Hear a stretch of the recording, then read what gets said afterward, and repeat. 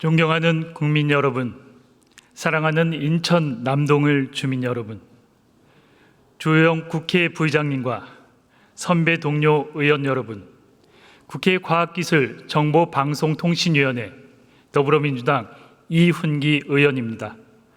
한덕수 총리 나와주시기 바랍니다. 한덕수 국무총리가 답변을 위해 자리에서 일어나 주호영 국회 부의장에게 인사를 한 후 답변자석에 자리했습니다. 더불어민주당 이훈기 의원이 탄상의 방향을 답변자석과 마주하게 위치를 총리님, 조정했습니다. 저 장면 기억나십니까? 네, 기억납니다. 2년 전 대정부 질문에서 형제복전 사건에 대해 사과한다고 하셨는데 사과하셨나요?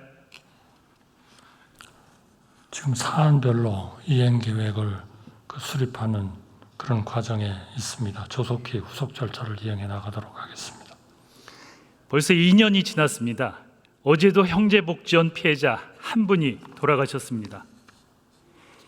이 사건은 윤석열 정권에서 진실을 규명한 대표적인 국가폭력 사건입니다. 성감학원 인권 침해 사건과 대표적인 국가폭력 사건입니다. 그런데 이 사건조차 진정한 사과와 반성이 없으니까 정권이 친일로 가고 역사 왜곡이 버젓이 자행되는 거 아닙니까? 네, 조속히 추진되도록 그렇게 노력을 하겠습니다. 아니 그렇게 성의 없는 답변이 어디 있습니까?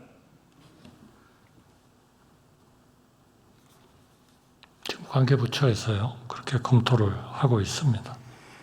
그저께 위안부 피해자 할머니 한 분도 별세하셨습니다.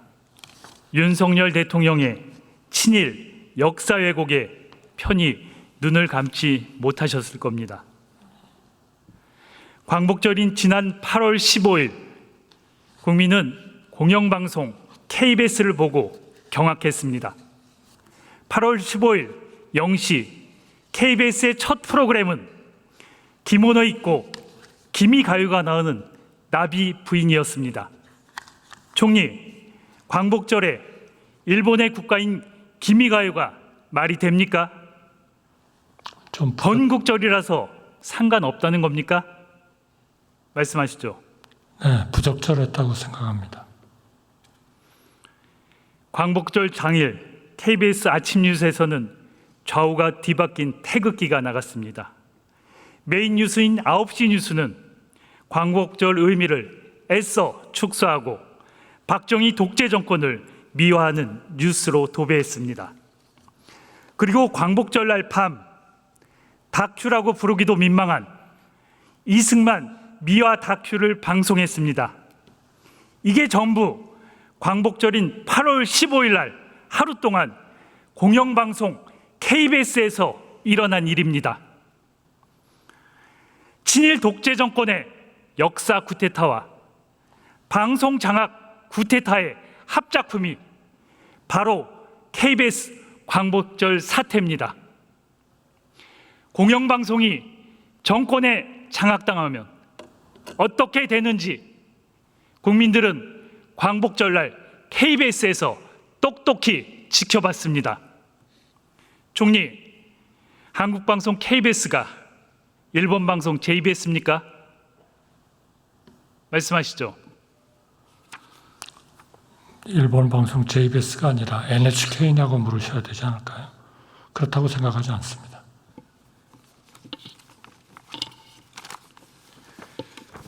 총리, 이 문건 보셨습니까? 어떤 문건인가요? 일명 KBS 장악 문건이라 불리는 대비 문서입니다.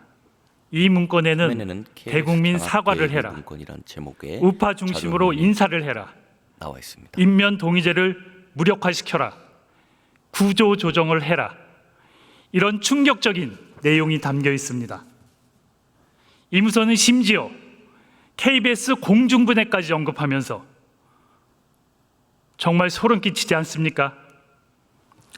이 KBS 장악 문건은 과거 MBC 장악 문건을 연상시킵니다. MBC 문건은 2010년에 국정원이 작성한 것으로 뒤늦게 드러났습니다. 더 경악스러운 것은 지난해 윤석열 대통령이 임명한 박민 사장이 취임하고 실제로 이 문서대로 실행되고 있다는 것입니다. 박민 사장은 최근 국회 결산 심사에 출석해 이 문서가 자신의 경영 계획서와 일치한다고 실토했습니다. 정권에 의해 졸속으로 민영화된 YTN에서도 KBS와 똑같은 일이 그대로 벌어지고 있습니다. 일종의 방송 장악 매뉴얼이 있는 것이 아닌지 강력한 의심이 듭니다. 총리, KBS와 YTN에 대한 정권 차원의 방송 장악 매뉴얼 어디서 만들었습니까? 저는 우선 우리 의원님께서 말씀하시는 그 문서, 그거를 제가 본 적이 없습니다. 그렇기 때문에 그 문서가 의원님 말씀하신 대로 KBS가 만들어가지고 이행을 하고 있느냐 하는 것에 대해서 제가 동의를 해드릴 수가 없다 하는 말씀을 드리고 싶고요. 그리고 그러한 모든 문제들의 기초에는 우리가 방송의 공정성을 중요시 여겨야 된다라는 것이 기초를 해야 된다 이렇게 생각합니다. 많은 사람들이 경우에 따라서 시기에 따라서 특정 방송이 너무나 편파적이다 이런 생각들을 많이 가졌었습니다. 예를 들면 일부가 그랬기 때문에 예를 들면 KBS의 시청료 거부 운동 같은 것도 저는 일어난 거 아닌가 이렇게 생각합니다. 그렇기 때문에 이 문제를 제가 지금 의원님 말씀하신 대로 그것이 거기서 만든 것이고 이행하는 거니까 정부로 봐서 무슨 기본적인 원칙이 있다. 그렇게 제가 말씀드리기는 어렵겠고요. 그러나 중요한 거는 공영방송은 정말 항상 중립적이어야 된다. 공정해야 된다. 그렇게 안 하면 정말 우리 국가에 엄청난 해를 끼친다. 이렇게 생각합니다. 명백한 문건과 행위가 있습니다. 부정하지 마십시오. 국민은 윤석열 대통령에 의해 국민이 주인인 공영방송을 정권이 초법적으로 장악한 방송 장악 쿠데타가 일어나고 있다고 생각하고 있습니다. 방송 장악 쿠데타는 윤석열 대통령이 시작했습니다. 윤 대통령은 지난해 5월 30일 한상혁 방송통신위원장을 면직했습니다. 이어 김효재, 이동관, 김홍일, 이진숙 등 4명의 방송통신위원장은 방송 장악의 하수인 역할을 충실히 했습니다. 짧게는 3일에서 3개월, 6개월까지 원포인트로 방송 장악 미션을 수행했습니다. 총리님, 김효재, 이동관, 김홍일, 이진숙 이 4명의 방통위원장이 방송 장악을 위해서 어떤 일을 했는지 아십니까? 죄송합니다. 방송통신위원회는 업무상 총리실로부터는 독립해 있습니다. 총리는 그 일에 관여하지 않습니다. 제가 말씀드리겠습니다.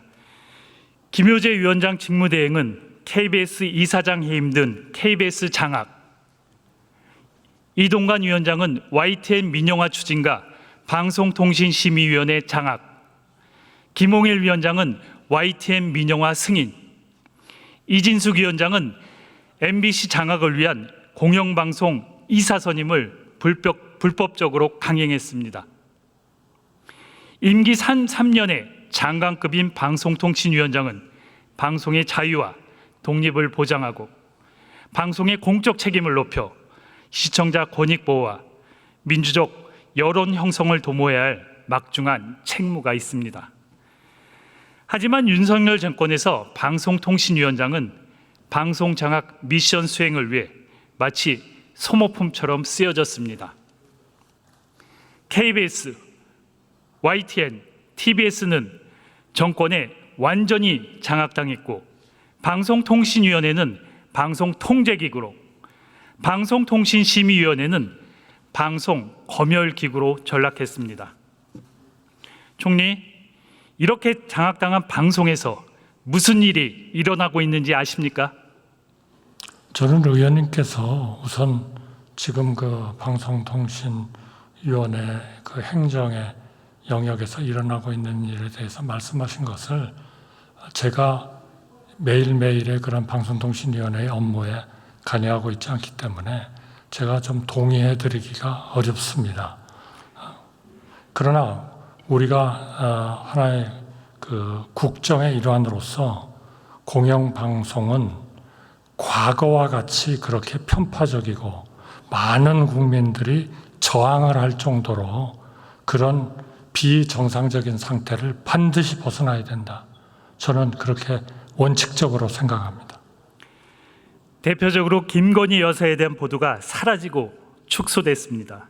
KBS가 지난 2월 방송한 대통령과의 대담에서 진행자는 김건희 여사의 명품백 수수 의혹을 언급하면서 파우치, 외국 회사의 조그만 백이라고 애써 의미를 축소했습니다.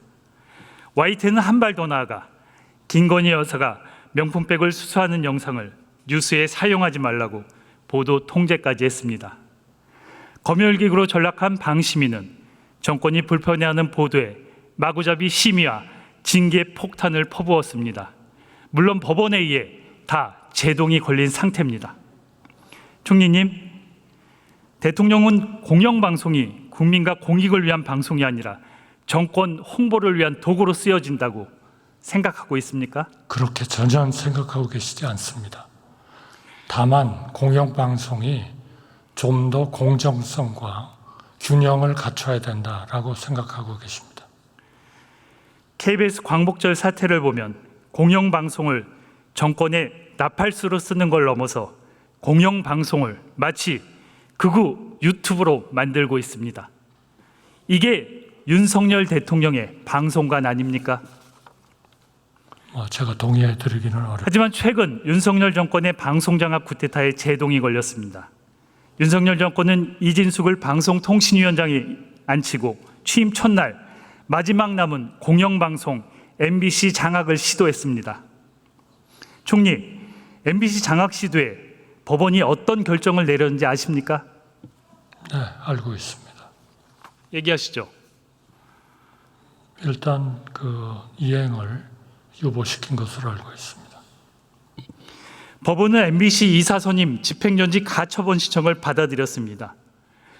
5인 합의제인 방통위의 불법적 이인 의결, 회의 운영 절차상 문제, 기피 신청 셀프 각하, 결격 사유 미확인, 심의 없는 의결, 국회 과방위의 방송장악 청문회에서 제기된 문제들에 대해 법원이 위법성 여부를 따져볼 필요가 있다고 결정문에 명시했습니다.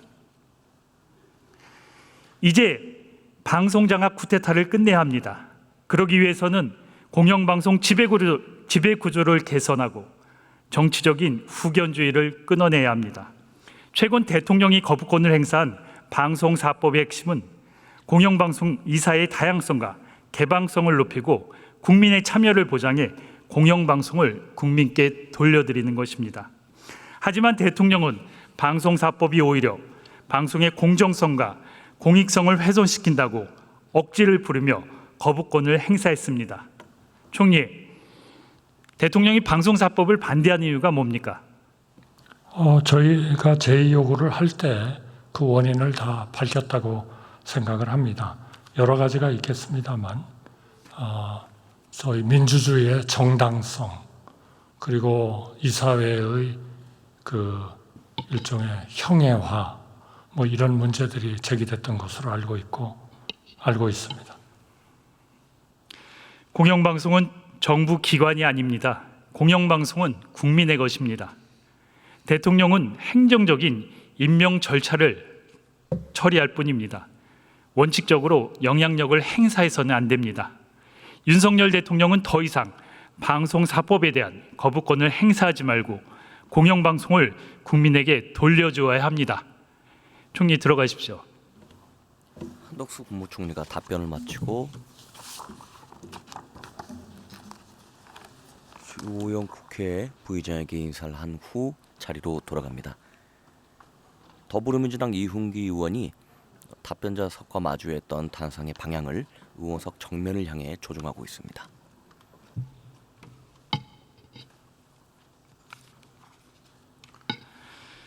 저는 금요일마다 지역구를 돌며 주민들의 목소리를 듣는 동네 한바퀴를 임기 시작부터 매주 이어가고 있습니다. 제가 확인한 민심은 폭발 직전입니다. 민생은 파탄나고 역사는 왜곡되고 방송은 장악당하고 윤석열 정권 하에서는 더 이상 내 삶을, 내 가정을, 내 일터를 지킬 수 없고 이러다 나라가 망할 수 있다는 두려움이 커지고 있다고 말씀하십니다. 언론이 정권에 장악당해 본연의 역할인 감시와 비판을 못하면 나라가 위태롭고 국민이 불행해집니다. 지금 윤석열 정권에 장악당한 언론들은 민생과 서민들의 심정을 제대로 대변하고 있습니까? 윤석열 대통령은 정신 차려야 합니다. 윤석열 대통령과 정부는 즉시 방송 장악을 멈추고 역사 왜곡을 멈추고 민생을 살리라는 국민의 목소리에 귀를 기울여야 합니다. 지금 당장 국정 기조를 바꾸지 않는다면 국민이 먼저 들고 일어설 것입니다. 이것이 민심입니다. 경청해 주셔서 고맙습니다. 더불어민주당 이훈기 의원이 발언을 마치고